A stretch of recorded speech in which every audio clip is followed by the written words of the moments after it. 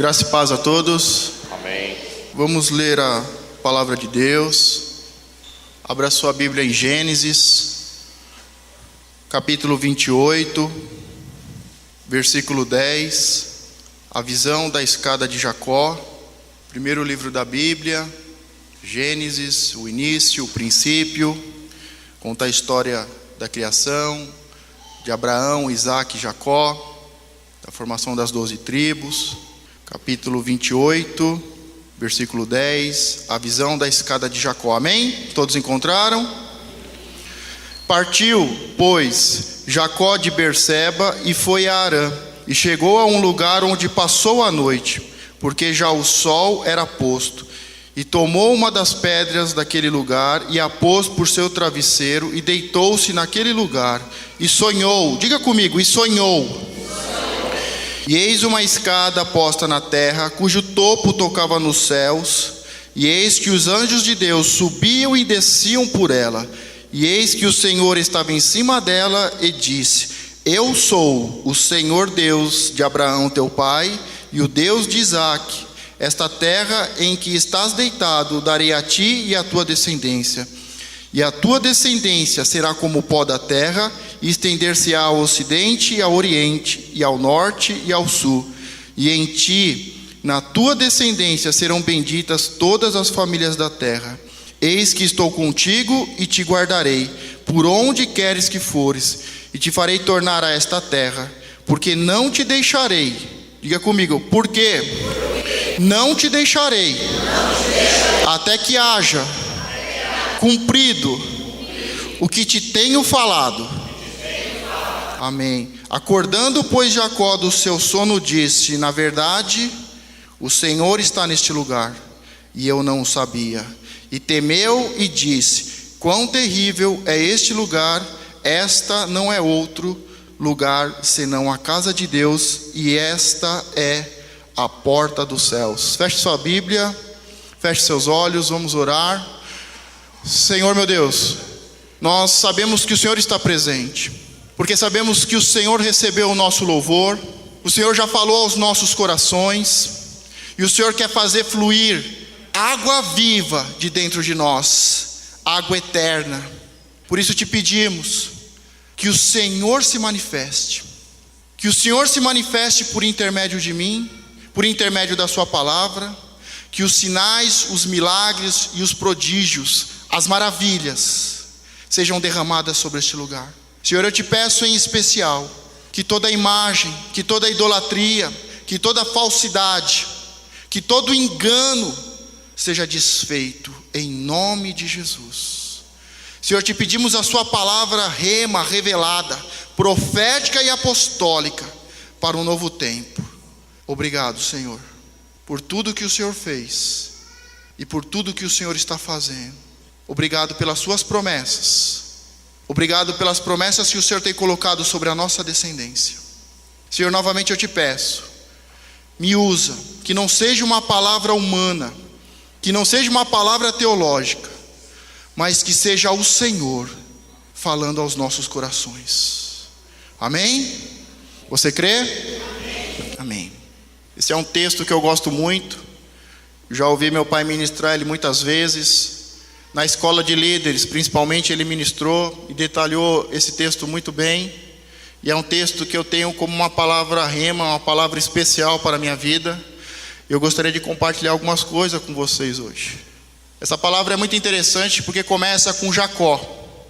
Jacó, ele sai da casa dos seus pais e ele começa a caminhar no deserto. E é um momento muito difícil para Jacó, porque ele estava na casa dos seus pais. E a verdade é que a casa dos seus pais, por mais que havia muitos problemas, muitas dificuldades, ele tinha uma certa proteção. E quando ele sai da casa dos seus pais, começa um novo projeto. E na casa dos pais, a verdade é que um pai preferia um filho e a mãe preferia outro filho. E a coisa mais terrível que pode acontecer em uma casa é uma divisão. Quando um gosta mais desse, quando esse gosta mais daquele, quando de um lado estão uns irmãos, de outro lado estão outros irmãos. Porque quando acontece isso, Nós sabemos que vai haver perseguição, que vai se levantar um irmão contra outro, e como diz a palavra, casa dividida não subsiste, ela vai cair. E é o que acontecia na casa dos seus pais. O pai preferia um filho e a mãe preferia outro filho. E o Jacó era o filhinho da mamãe, ele era o preferido da sua mãe, ele tinha o melhor que a sua mãe poderia dar. E quando acontece um problema, ele tem que sair às pressas da casa, deixar a sua mãe, deixar o amor da sua mãe. Ele vai ter que sair da barra da saia da mãe. E ele sai em uma situação que não é fácil, porque ele sai fugido, o seu irmão quer matá-lo, e ele está no deserto. Deserto é um lugar terrível para estar. Se você pegar um dicionário teológico, a palavra deserto significa a morada dos demônios. E Jacó, nesse momento muito importante, que ele sai da sua casa, da casa dos seus pais, e começa um novo projeto, um novo tempo na sua vida. Ele está no deserto, na morada dos demônios, e a Bíblia relata ali que o sol começa a se pôr e começa a chegar a noite. Agora imagine Jacó, um homem já formado, com uma certa experiência, pronto para casar, desejando casar, com os seus sonhos, os seus projetos de vida, mas ele sai da casa do seu pai da forma errada, ele está no deserto, no meio da morada dos demônios, começa a escurecer, e a Bíblia deixa bem claro que, começando a escurecer, Jacó não se preocupou muito não. Ele simplesmente olhou o território, viu uma pedra, dentre elas escolheu uma, colocou de travesseiro e dormiu. Sonhou. A palavra de Deus, ela deixa bem claro que não é qualquer pessoa que sonha. A Bíblia diz que os jovens profetizarão. As pessoas novas, na fé, imaturas, que estão começando a conhecer a doutrina de Cristo, os jovens, eles têm facilidade de profetizar. Mas somente os velhos, as pessoas maduras, as pessoas que conhecem a palavra, as pessoas que têm fé para se entregar a Jesus, só elas conseguem deitar, dormir e sonhar. E Jacó, ele está num momento difícil, mas ele tem fé para se entregar ao sono, aos pés do Senhor, e ter um sonho, uma revelação de Deus. Então não importa quantos anos você tem de evangelho, quantos tempos você frequenta a igreja, se você é batizado ou não, a verdade é o seguinte: os novos, os jovens profetizarão, e os velhos terão sonhos. Nós precisamos chegar a esse nível de cristão. Não importa a situação em que você esteja, não importa como você saiu da casa dos seus pais, não importa se você esteja no deserto, se você esteja na pior situação da sua vida, você, como um cristão de verdade, você precisa olhar ao seu redor, pegar uma pedra, colocar como travesseiro e se entregar, relaxar, descansar, dormir e sonhar. Só um crente maduro consegue fazer isso. A ansiedade, o estresse rouba o nosso sono, rouba os sonhos de Deus. E Jacó, acontece isso, ele deita e tem um sonho, e é um sonho que é uma revelação muito importante. O sonho começa: e sonhou, e eis uma escada posta na terra, cujo topo tocava nos céus, e eis que os anjos de Deus subiam e desciam por ela. A primeira revelação que ele tem com esse sonho é que havia uma escada, uma ligação. Ela começava na terra e ela subia essa escada até o céu. E havia nela anjos subindo e descendo. Um crente maduro, ele precisa entender que o mundo natural em que nós vivemos, ele está ligado ao mundo espiritual. Há uma escada, há um caminho, há uma ligação entre as coisas naturais em que nós podemos ver, que nós podemos tocar, em que nós vivemos nesse mundo, há uma ligação com o mundo espiritual. E que os anjos sobem. Por que os anjos sobem? Porque a pessoa que é madura, que que se entregou ao Senhor, que teme ao Senhor, a palavra diz que os anjos se acampam ao redor dela. Então, se você confia no Senhor, se você teme ao Senhor, os anjos estão acampados ao seu redor. E os anjos sobem e descem, porque eles recebem ordem de Deus a seu respeito. E a coisa é muito simples. É uma escada, anjos subindo e descendo, uma ligação do natural com o sobrenatural e anjos que têm ordem ao seu respeito. As coisas espirituais, elas são tão simples quanto as coisas naturais. Por isso que há uma ligação entre elas.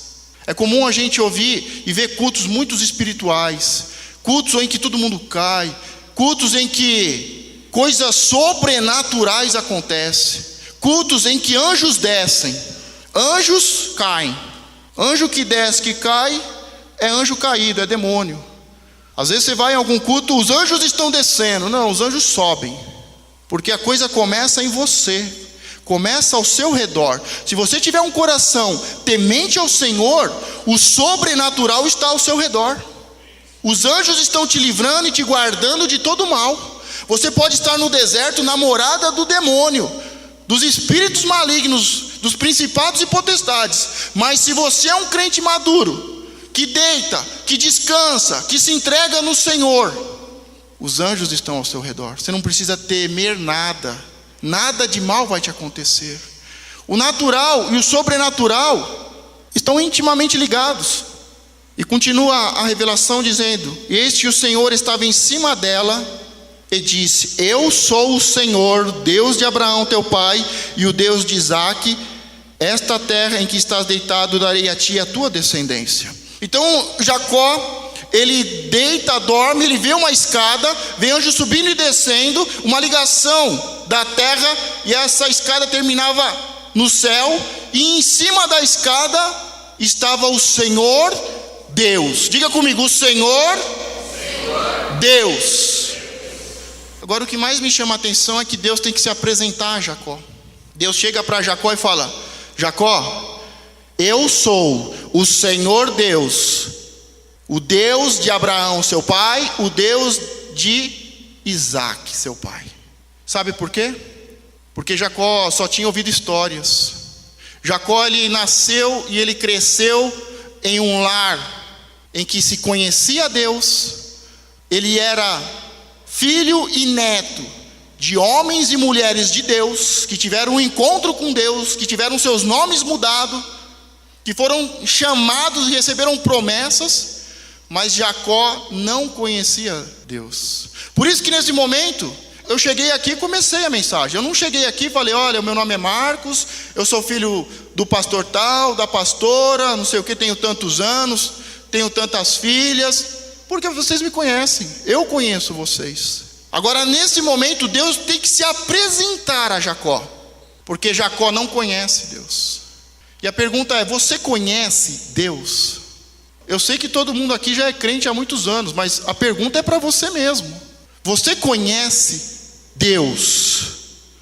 Porque Deus Ele está hoje, depois de todos esses anos que você tem de evangelho, de ter lido toda a palavra de Deus, de ter frequentado vários cursos, de ter se batizado, Deus está chegando, está se inclinando e está falando: eu sou o Deus de Abraão, eu sou o Deus dos seus pais. Porque tem pessoas que não conhecem Deus. Eu não estou falando que tem uma pessoa que não conhece Deus, estou falando que tem muitas pessoas que não conhecem Deus. Tem muitas pessoas que cresceram na igreja, que ouviram as histórias de Abraão e de Isaque. Tem muitas pessoas que já chegaram a uma certa idade, que começaram a viver os seus sonhos, os seus projetos, mas chegou a hora de você ouvir: eu sou Deus, o Deus dos seus pais. Eu sou o Deus de Abraão, o Deus de Isaque, o Deus que fez a promessa sobre você. Só depois dessa passagem, Deus começa a se apresentar e dizer... Só depois desse texto, Deus começa a dizer: eu sou agora, a partir de agora eu sou o Deus de Abraão, o Deus de Isaque e o Deus de Jacó. E você vai sair dessa noite daqui dizendo: eu sou filho do Deus de Abraão, do Deus de Isaque e do Deus do Marcos. Deus quer se apresentar a você, e Deus vai se apresentar as próximas gerações falando o seu nome. Mas você pode chegar para mim e falar, algo está fora de texto e contexto, porque aqui só tem crente, nós conhecemos Deus. Será que nós conhecemos Deus? Quando continua o texto, acordou, pois, Jacó do seu sono e disse: na verdade o Senhor está neste lugar, e eu não o sabia. E temeu e disse: quão terrível é este lugar! Este não é outro lugar senão a casa de Deus, e esta é a porta dos céus. Só depois que Jacó chegou a uma certa idade, de estar maduro, de em meio às dificuldades, de se entregar, de relaxar, conseguir dormir e sonhar, e ter a revelação, e ter um encontro com Deus, e Deus fala: eu sou o Deus de Abraão, o Deus de Isaac. Só depois que ele acorda, a gente vê que Jacó, ele começa a entender que Deus está neste lugar.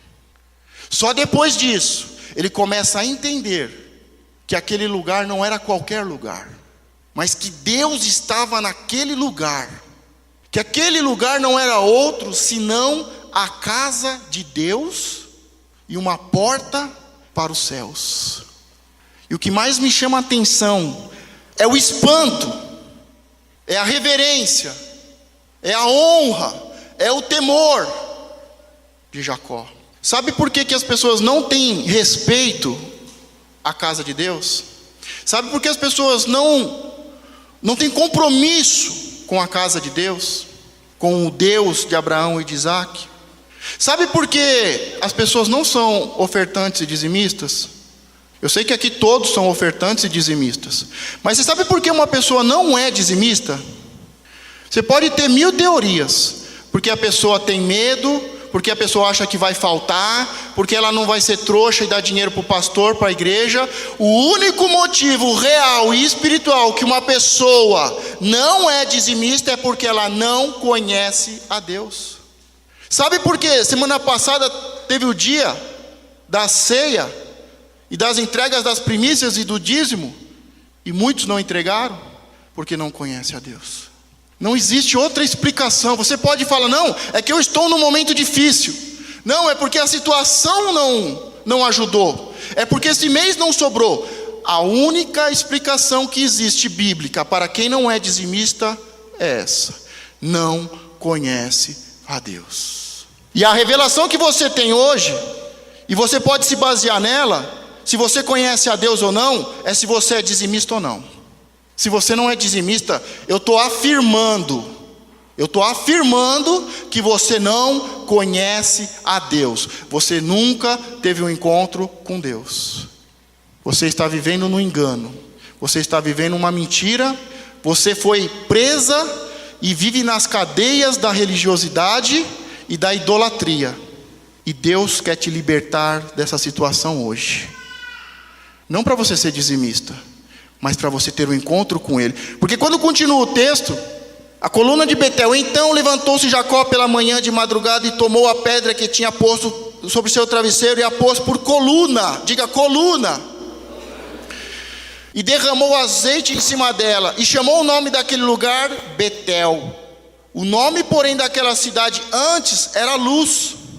E Jacó fez um voto dizendo: olha o voto que Jacó faz depois que tem um encontro com Deus: se Deus for comigo e me guardar nesta viagem que faço, e me der pão para comer e vestes para vestir, e eu em paz tornar a casa de meu pai, o Senhor me será por Deus, e esta pedra que tenho posto por coluna será a casa de Deus, e de tudo quanto me deres, certamente te darei o dízimo. Só depois que uma pessoa tem um encontro real com Deus, ela se torna um dizimista.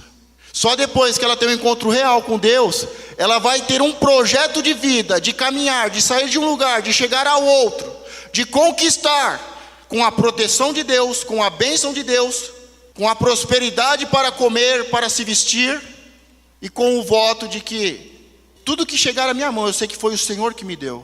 Por isso eu, em honra, te entregarei e te devolverei. Jacó só se tornou dizimista depois que teve um encontro com Deus. Só uma pessoa que teve um encontro com Deus é fiel e é uma pessoa ofertante e dizimista, voluntária.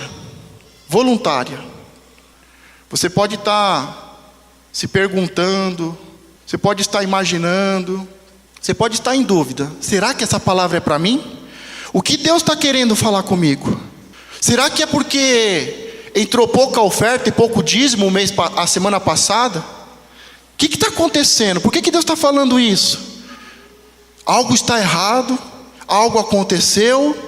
Não entregaram as ofertas, os dízimos? A única explicação vem do Pai. Ele quer te chamar de filho. Ele quer ter um encontro com você e te tirar da mentira e do engano, da religiosidade e da idolatria. Só para você entender, a igreja católica, para nós a igreja católica é a igreja mais idólatra que tem. A igreja católica pegou uma mulher e fez dela o caminho. Você não precisa caminhar. Você vai fazer petições a um santo, a uma imagem, e essa santa, por ser muito boa, agraciada, ela vai até Jesus e vai pedir em nosso lugar. Esse é o propósito da idolatria: ter algo entre eu e Deus. E essa igreja faz isso. Não só a Virgem Maria, a Mãe de Deus, mas como todos os outros santos, o propósito é que ele esteja entre o homem e Deus. E tudo que está entre o homem e Deus é idolatria. Pode ser santo, pode ser quem for, pode ser o maior profeta do mundo. Se estiver entre você e Deus, é idolatria. Porque Deus tem como prioridade com que nada te afaste dele, com que nada te impeça de chegar ao Pai, de receber o amor do Pai, ser lançado fora todo o medo e de você se assentar à destra do Pai. A igreja católica faz isso. E você acha que nós somos mais espertos do que ele. Mas o diabo é astuto. Sabe por quê? Ele conseguiu nos enganar e nos fez mais idólatras do que um católico. Mais idólatra do que um católico. E sabe qual é a estratégia? Usar o maior homem para ficar entre eu e Deus. Porque nós conhecemos Jesus e poucos conhecem Jesus e conseguem chegar ao Pai, como nós estamos vendo aqui, uma escada que chega ao Pai, e Deus fala pessoalmente com Jacó. Deus fala pessoalmente comigo. Então a estratégia do diabo é colocar o Jesus homem entre você e Deus. E entre você e Deus hoje tem um Jesus que é o melhor psicólogo. E você senta no divã de Jesus homem e fica desabafando, e fica amargurando, e fica falando mal dos outros, e nada se resolve, a sua vida não muda. Você nunca chega ao Deus Pai, porque você se entregou ao Jesus homem psicólogo. E hoje você entra nas livrarias, está cheio: Jesus o maior psicólogo, Jesus o maior homem que pisou nessa terra, Jesus o empresário, Jesus o revolucionário. E a verdade é que você deve ter se entregado ao Jesus prosperidade, que é o demônio desse século, o demônio do consumismo. E você está diante de uma imagem, e você acha que você está adorando Jesus, e não é o Jesus, o Cristo. Se você veio atrás do Jesus milagreiro, você é um idólatra. Se você veio atrás do Jesus prosperidade, você caiu na armadilha da idolatria. Se você veio atrás do Jesus inteligente, empresário, revolucionário, do homem mais sábio, mais ilustre, do homem mais iluminado que pisou nessa terra, você caiu na armadilha do diabo da idolatria. Não há diferença nenhuma entre ter um Jesus homem, um Jesus desses que nós colocamos diante de nós, e de uma Maria. Porque todos eles se tornam um obstáculo e não deixam eu chegar ao Pai. As suas sessões de terapia estão te impedindo de chegar ao Pai, porque você não está adorando o Deus Cristo, o Deus Filho que leva ao Pai. Você está adorando o Deus psicólogo, você está adorando o Deus empresário, e não há diferença nenhuma, é a mesma idolatria. O propósito é que venha a pior tipo de maldição que tem, é o da idolatria. É tristeza, é depressão, é falência. Sabe por que você está falindo? É idolatria. Existe um homem entre você e Deus. Existe um falso profeta entre você e Deus. Existe uma filosofia, uma doutrina errada entre você e o Deus Pai. Você ainda não chegou ao Deus Pai. E pode ser mulher, pode ser Maria, pode ser Jesus o homem. Se está te impedindo de chegar ao Deus Pai, é idolatria. E hoje é noite de quebrar toda a idolatria. Quando foi lido o texto, o que a mulher falou? Você é profeta. Quando você termina o texto, ela diz: é o Messias, é o Cristo, é o Cristo. Ela alcançou o que ela queria, a água. Dela fluiu água eterna. Os homens foram salvos, as cidades foram salvas, porque não ficou entre ela e Deus um profeta. Se Jesus o profeta está entre você e Deus, é idolatria. Ah, mas Jesus homem ressuscitou. Amém. Moisés, depois que morreu, Jesus tomou o corpo de Moisés. Enoque subiu, o profeta subiu. Não é porque Jesus homem subiu em carne que ele tem que estar entre você e Deus. Hoje é a noite de você começar a limpar a sua vida espiritual. Começar a tirar toda a imagem, toda a idolatria, toda a estratégia humana, toda a estratégia que o inimigo colocou, toda a imagem, todo entulho, todo lixo, toda a cadeia se quebra hoje, em nome de Jesus.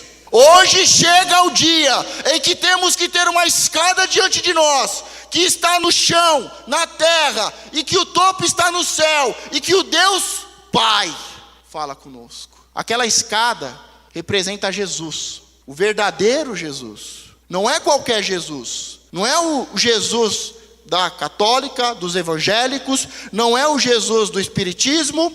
Não é o Jesus profeta. É o Jesus Filho de Deus. Por que Jesus veio a essa terra?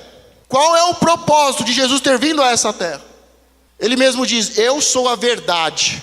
Sabe por que você está preso? Porque você não conhece a verdade. Sabe por que tanta tristeza, tanta angústia, tanta ruína? Porque não conhece a verdade. E Jesus, o verdadeiro Jesus, falou assim: eu sou a verdade. Eu sou o caminho, a vida. Ninguém vai ao Pai se não for por intermédio de mim. Jesus é a escada. Ele mesmo diz: eu sou o caminho. Eu sou o caminho. Jesus não é o profeta, o falso profeta que fica entre você e Deus. Jesus não é uma teoria de prosperidade que fica entre você e Deus. Jesus não é uma muralha. Jesus não é um abismo. Ele veio para que você tivesse o caminho livre para chegar ao Pai. Se você conheceu Jesus e entregou a Ele, e se entregou ao Jesus certo, o Cristo, Ele vai te levar ao Pai. Se até hoje você não recebeu o amor do Pai, do Deus Pai, o amor verdadeiro que lança fora todo medo, é porque esse Jesus que você está servindo é falso. Ele é uma imagem, ele é uma idolatria, ele é deuses, ele é um Deus pagão. Agora existe um Jesus que só conhece quem tem a revelação do Deus Pai. No texto Jacó, ele tem a revelação da escada. E a revelação que nós temos que ter de Jesus, do Cristo, é que ele é o Deus Filho, enviado pelo Pai, para ser o caminho, para que todo filho na fé de Abraão chegasse até o Deus Pai. Você quer chegar até o Deus Pai? Então precisa tirar a idolatria. Precisa tirar as sessões de psicanálise. Precisa tirar as doutrinas de prosperidade. Precisa tirar todo esse lixo, todo esse entulho. Precisa tirar essa ideia de Jesus, o meu amigo, o quebra-galho. A hora que eu preciso, o meu amigo Jesus quebra um galho. Jesus é o caminho. Ele é o único que pode te levar ao Pai. E se até hoje você não chegou ao Pai, você não recebeu um amor verdadeiro, que você pode estar no meio do deserto e não sentir medo de nada, porque você sabe que o Pai está sobre você, que o Pai deu ordem aos anjos. O Jesus que você conhece tem te levado ao Pai. Ele veio só com esse propósito, de pagar o preço, o sacrifício perfeito, para que o abismo que havia entre o homem e Deus fosse anulado. Tem pessoas, o maior problema é que muitos não querem ter um encontro com o Pai, porque a primeira coisa que vem é a lembrança do pai. O meu pai terrível, o meu pai viciado, o meu pai que batia. A política fez uma pesquisa muito séria, muito ampla, para entender as crianças que estavam na rua. Porque a ideia que tinha é que eram crianças viciadas. Na verdade não era. Quase 60% das crianças que foram para a rua, elas praticamente foram expulsas de casa por causa dos pais. Porque os pais batiam demais. Porque os pais amavam um e odiavam o outro. Porque o pai batia na mulher. Quase 60% da criança que você vê na rua é resultado de uma família destruída. O crack, a cola, é só uma fuga. Para ele não sentir frio, para ele não sentir fome. Para ele se esquecer do que aconteceu na casa dele. Pegar as pessoas que estão no hospício, 80% são evangélicos. Porque a idolatria leva à loucura. A idolatria leva à morte. E as igrejas estão repletas de Jesus da teoria da prosperidade, Jesus da cura da alma, Jesus isso, Jesus aquilo. Só não tem o Jesus verdade, o verbo que se fez carne para morrer no seu lugar, para que você pudesse chegar aos braços do Pai, ser abraçado pelo Pai, ser beijado pelo Pai e ter o direito de se assentar à destra do Pai. Quando Jesus estava na terra, ele começa o seu ministério, muitos sinais começam a acontecer, grandes prodígios. Em determinado momento, Jesus começa a questionar e começa a perguntar para os seus discípulos. Jesus pergunta para os seus discípulos: olha, o que as multidões dizem que eu sou? E aí um deles respondeu: olha, uns dizem que você é Jeremias, que é João Batista, que é um dos profetas. A multidão não sabe quem é Jesus. A multidão não sabe que Jesus é o Cristo, o Filho do Deus vivo, que veio para te levar ao Pai. A multidão quer um milagre. A multidão quer a prosperidade. A multidão quer um Jeremias que vai mudar a nação. Quer um João Batista que vai trazer arrependimento. Quer um profeta para adivinhar o futuro. Como a mulher. Ela poderia pedir uma revelação. Fala o que vai acontecer. Fala o que me espera os dias. Mas ela foi mais profundo na palavra. Ela buscou saber quem era aquele homem. A primeira ideia era: é um homem, é um judeu. Depois, é um judeu, um profeta.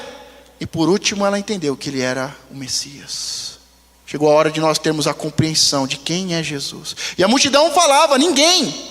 Eu acredito que os discípulos ainda foram educados, porque em determinado momento começam a falar que Jesus é o diabo. Falam que ele é o pior diabo, o pior demônio que tem. Chamam ele de samaritano, de impuro, de pecador, de porco. Chamam ele de Deusebu. Uma vez eu perguntei para um rabi, fui numa mesquita e falei: quem é Jesus para você? É um porco. E é o que se falava na multidão. É o que se falava. E os discípulos procuraram poupá-lo. Não disseram toda a verdade. Olha, até quiseram agradá-lo, né? Olha, estão falando, pensando que você é Jeremias, um grande homem. Estão falando que você é um dos profetas. A multidão não sabe quem é. Mas quando ele chega para os seus discípulos e fala: mas e para vocês, que são os meus discípulos, que estão ao meu lado, que frequentam a minha casa, a qual eu entro na casa de vocês, me assento e nós comemos, ceiamos juntos, quem eu sou para vocês? Dos 12 discípulos houve um silêncio. Nem os discípulos sabiam quem era Jesus. Mas de repente Pedro se levanta, toma a palavra e diz: você é o Cristo. Você é o Cristo, o Deus vivo que veio se entregar por mim. Você pode ser discípulo de Jesus há muito tempo. Você pode ser apóstolo, apostila. A questão é: quem é Jesus Cristo? E dos 12 discípulos, só Pedro entendeu. Você é o Messias, você é o Cristo que deveria vir. É a promessa que se cumpre. E aí Jesus responde: quem te revelou isso? Não foi carne nem sangue. Isso é algo que o pastor, que ninguém pode falar para você.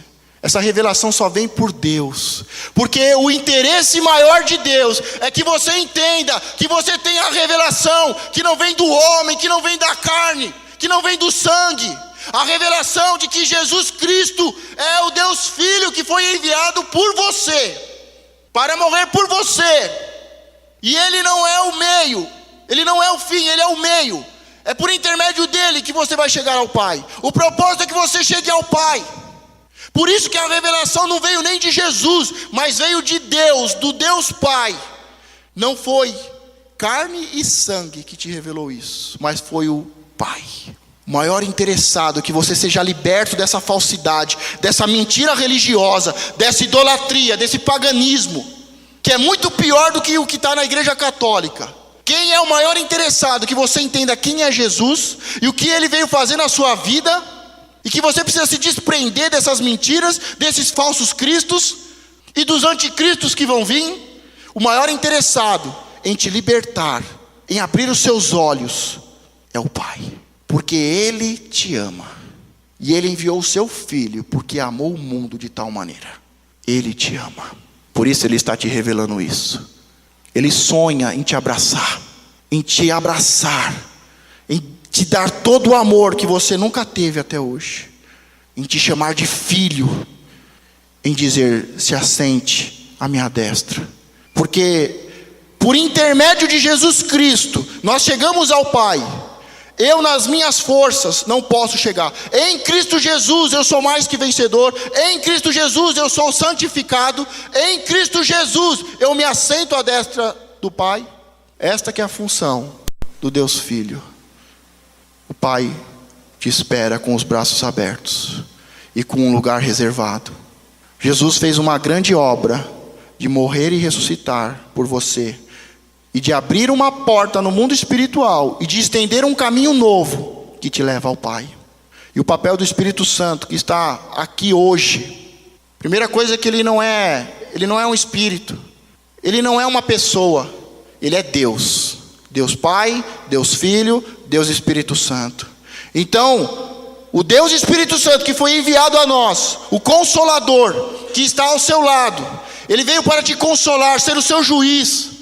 Ele veio para te fazer lembrar. Essa é a principal função do Espírito Santo, te fazer lembrar o que Jesus ensinou. Essa que é a função dele. Uma ilustração simples: o Deus Pai fala: haja luz. O Deus Filho vai e aperta o interruptor. O Deus Pai fala. O Deus Pai fala, Ele libera a palavra, Ele envia a palavra, Ele envia Cristo. O Deus Pai fala, Ele ensina, Ele dá ordem. Jesus Cristo, Ele é enviado, Ele cumpre, Ele aperta o interruptor. E o Espírito Santo, o Deus Espírito Santo, manifesta a luz. Sabe por que a obra de Deus não se manifesta em nós? Porque nós não respeitamos o Espírito Santo, porque nós não honramos o Espírito Santo, porque nós não temos Ele como um Deus. Nós temos Jesus como uma idolatria, e nós temos o Espírito Santo como um amiguinho, que se eu brigar com ele, ele vai embora, e a hora que eu fizer as pazes, ele volta.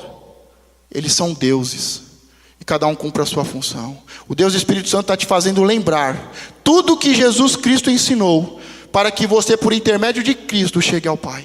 E quando Pedro tem essa revelação, Jesus diz: não foi carne nem sangue que te revelou, mas foi o Pai. E eu te dou a chave, e o que você ligar vai ser ligado, e o que você desligar será desligado. Quando a gente volta para o texto de Jacó, termina ele falando o quê? Que ali era a casa de Deus, que não é outro lugar senão a casa de Deus, e que ali tem uma porta. Jesus é a porta, Jesus é o caminho. E agora, quando Pedro tem a revelação, Jesus fala a mesma coisa: eu sou a porta, eu sou a porta, eu sou o caminho. Ninguém vem a mim ao Pai se não for por intermédio de mim. Pedro, está aqui a revelação, está aqui, ó. O que importa é a chave. Você, a partir de hoje, tem a autoridade para abrir essa porta e entrar em um novo tempo, uma nova dimensão que te leva ao Pai. Hoje você está tendo uma revelação de quem é o Deus Pai, de quem é o Deus Filho, de quem é o Deus Espírito Santo, como cada um deles trabalha para que os filhos cheguem ao Pai. E hoje toda a idolatria, toda a armadilha do inimigo foi desfeita, porque Deus está falando: está aqui a chave, está aqui a chave. Jacó entendeu, aqui não é outro lugar senão a casa de Deus, uma porta para o céu. E Pedro recebe a chave que liga e que desliga. Você tem a autoridade para abrir essa porta e para fechar. Você quer entrar por essa porta? Você quer seguir esse caminho que te leva ao Pai? Ou você ainda está com problemas com o seu pai? Ou você ainda acha que Deus Pai é um Deus que está com um chicote.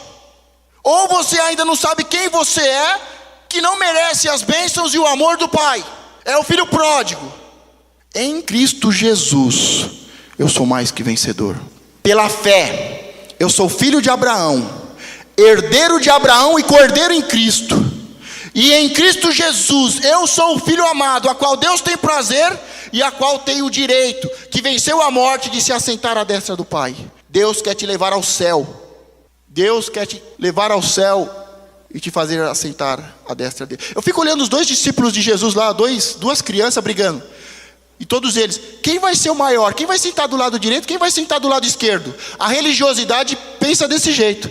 Quem é o mais importante? Quem é o discípulo mais amado? Quem o pastor Gerson gosta? Quem vai sentar do lado direito? Quem vai sentar do lado esquerdo? É tão infantil a coisa, é tão nojenta, que a mamãe dos discípulos tem que ir lá intervir, porque eles senão se matam. Agora quem é espiritual, tem a revelação, sabe que só existe um lugar no céu, à destra do Deus Pai. Agora a criança infantil quer ficar brigando para ver quem é mais importante, para ver quem é mais espiritual, para saber quem Deus ama mais, para quem vai sentar do lado direito, quem vai sentar do lado esquerdo, quem vai ser o último da fila. Só existe um lugar no mundo espiritual para os filhos, à destra do Deus Pai. Para de criancice. Jesus babá não serve. Ele está te impedindo de chegar ao Pai. É filhos maduros. Jesus ressuscitou um homem. A ideia que nós temos é, eu vou morrer, me entregar para Jesus, eu vou nascer espiritualmente, um bebezinho, preciso ser cuidado. Não, quem morre em Cristo Jesus, ressuscita um adulto, um homem formado, um varão, uma mulher, uma pessoa madura. Quem realmente morreu e ressuscitou em Cristo, maduro. Agora a religiosidade te faz nascer um bebezinho. Pastor, eu preciso de cuidado. Pastor, chupetinha, troca a fralda. A religiosidade faz isso. A religiosidade faz você acreditar que você ressuscita um bebê, que você ressuscita um babaca. Mas o verdadeiro Messias te traz a revelação de que não é brincadeira, que não é coisa de criança, que quem morre em Cristo Jesus e ressuscita com Ele, tem direito de se assentar no único lugar que tem no céu, à destra do Deus Pai. O Abraão vai sentar de um lado, que é pai das nações. Não, todos em Cristo Jesus se assentam à destra do Pai. Todos são o mesmo corpo, a noiva, todos são o mesmo, têm os mesmos direitos, e todo que ressuscita em Cristo Jesus, adulto, maduro. Não deixa a religiosidade te prender, não deixa a religiosidade fazer de você uma presa fácil para o inimigo. Você está na mão da religiosidade, da idolatria. O diabo está te enganando e está te sacudindo o tempo todo. O diabo te engana com essas doutrinas falsas. Está entendendo porque quem não entrega o dízimo não conhece a Deus? Está entendendo porque existe tantos falsos cristos? Está entendendo? Porque nós somos idólatras. Abraão saiu de uma terra idólatra. Jacó casou com uma mulher idólatra. A parte humana, nossa, natural, tem uma tendência a adorar os deuses estranhos. Quantos anos o povo de Israel adorou outros deuses? Nós não podemos mais ser presa fácil do inimigo, da idolatria, dos deuses pagãos, das doutrinas falsas. Porque quem está em Cristo Jesus, porque Ele é a verdade que liberta. Ele é o caminho, a verdade e a vida. O que falta mais na igreja, o que mais falta no crente? Vida. O crente está morrendo, o crente está abatido, tudo chora. Por quê? Porque não ressuscitou em Cristo para uma nova vida. Não tem vida, só tem tristeza, só tem morte, só tem amargura, desejo de se matar. Você olha as pesquisas, irmão, você fica de queixo caído. A quantidade de evangélicos que cometem suicídio, que tomam remédio à noite para dormir, senão não dorme, totalmente transtornado. Por quê? Porque está preso na pior maldição que existe, a idolatria, adorar outros deuses. Você quer ser liberto disso? Você quer realmente ter uma visão espiritual? Para isso só tem uma forma: você começar a descansar. Chega de tanta preocupação, chega de tanta ansiedade, chega de tanto estresse, chega de tantas noites sem dormir. Começa a sentar, se prepare para deitar, Relaxe o seu corpo, comece a dormir na presença de Deus. É hora de trocar o jugo. Seu jugo está pesado. O de Cristo é leve. Chegou a hora de você se entregar de verdade ao Cristo verdadeiro, que não é uma mentira, que não é um engano, mas que troca o fardo, que vai colocar uma carga que você possa suportar, que você possa caminhar, que você possa correr. Chegou a hora de nós começarmos a nos entregar de verdade para Deus. Não é fazer um apelo. Quem quer aceitar Jesus? Vem todo mundo aqui para frente. Precisamos começar a crescer, amadurecer. Precisamos começar a sair da barra, da saia da mãe. Precisamos começar a nos lançar ao mundo, entrar no território do inimigo, começar a evangelizar, começar a ter sonhos, projetos. Mas para isso é necessário estar nos braços do Pai, estar assentado à destra do Pai, com autoridade para governar. E a única forma é viver e fazer a sua parte da melhor forma possível. Estudar, se preparar, conquistar. E deixar Deus fazer a parte dele. Começar a dormir, ser maduro, deitar, dormir e começar a sonhar. A linguagem de Deus é a linguagem dos sonhos. Deus só vai falar com você por intermédio dos sonhos. Se você não conseguir descansar, Deus não vai falar com você. O que eu mais vejo é profeta estressado, doido, maluco, que não dorme à noite e Deus falou comigo. É uma mentira. Deus só fala com quem está dormindo. Quem falou com você foi a sua alma. Quem mandou foi a sua alma. Quem falou com você foram demônios. Deus só fala com quem se entregou ao Sabá, ao Deus, ao Jesus Cristo, que é o Senhor do sábado e que nos dá o descanso. Se você não entrou em Jesus, se você não se entregou ao Sabá, ao descanso, se você não se entregou a Jesus, não trocou o fardo, você não vai ouvir Deus falar. Agora o que mais tem é pessoas que não ouvem Deus, ouvem a sua alma. O pastor ainda ministrou semana passada e falou: corpo, alma e espírito. O que mais reina nas pessoas é a alma. Deus falou, Deus mandou falar, e Deus isso e Deus aquilo, e na verdade é alma, é engano, é mentira. Ou nós paramos para ouvir Deus falar, ou vamos viver uma vida doida e morrer no deserto. Quando você estiver em casa, leia o texto de Apocalipse que fala sobre a sexta igreja, a igreja de Filadélfia. A igreja de Filadélfia é muito interessante, que ela fala e significa a igreja que tem o amor do Pai, que o pastor ama as suas ovelhas. E aquela igreja passou por muitas dificuldades, perseverou, guardou a palavra, venceu. Quando você olha para aquelas 7 igrejas da Ásia, todas elas hoje são ruínas, todas elas caíram por terra. Mas esta igreja, a Filadélfia, que é a igreja que tem o amor verdadeiro, em que Deus ama, em que o pastor ama as ovelhas e dá a sua vida pelas ovelhas, até hoje tem uma coluna lá. Se você pegar o texto de Jacó, fala que ele ungiu uma pedra como coluna. Se você pegar Jesus falando com Pedro, vai falar: você é a pedra.